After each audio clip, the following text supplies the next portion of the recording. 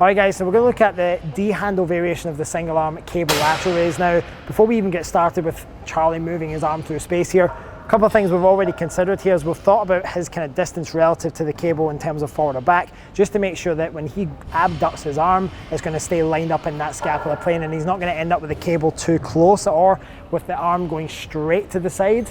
And you'll usually be able to tell, because if you're going straight to the side with your arm, that cable is going to start crashing into you, which we don't want. Second thing is we've already looked at the height of the cable pulley to make sure that it's in line with the profile that we're actually trying to get here. Do we want it to be more challenging at the top to overload it, or are we wanting to make sure that it's a more matched, congruent profile that matches the abilities of the medial delt to have an appropriate challenge through that full range? We've set it up to have a bit more of a congruent profile, so we'll notice that if Charlie comes out to the side a little bit here, it's already the line of force of the cable acting at around about 90 degrees, so it's really heavily challenged in a position where we're quite mechanically efficient in this position, and the moment arm is minimal here. Anyway, as we come up towards the top, you'll notice that the line of the cable drops in closer to that shoulder joint, which is ideal with what we're trying to get out of this here. Now, from an execution standpoint, we're making sure that there's no extraneous movement in terms of his torso position. He's already locked his hips into a position that he's happy with. Rib cage and pelvis are kind of staying, there's that anterior core brace, these are staying aligned throughout. This doesn't change either.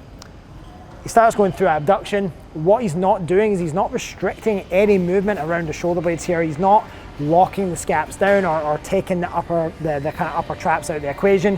He's allowing that upper trap to get involved, to allow with that little bit of elevation towards the top of the movement. Now, if we had to restrict scapular movement here, you won't be able to get quite as much range as we're really after here, whereas we allow that scapula to move and he's able to get that medial delt really short.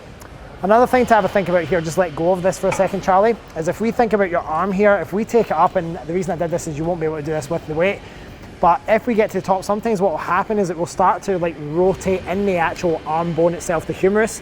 What that'll end up doing is placing that anterior delt on top of the axis versus the medial delt, which is ultimately what we're trying to target here. So we need to make sure that we're happy with the position of this upper arm and we feel comfortable with the grip that we're using there as well.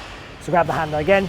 So last points just to remember is that a good cable single arm lateral raise is going to focus on abducting in that scapular plane, getting as far to the side as you possibly can, and then once you can no longer go out to the side, abduct the arm, you're going to finish with that elevation and that really intense contraction of that medial delt in that shortened range.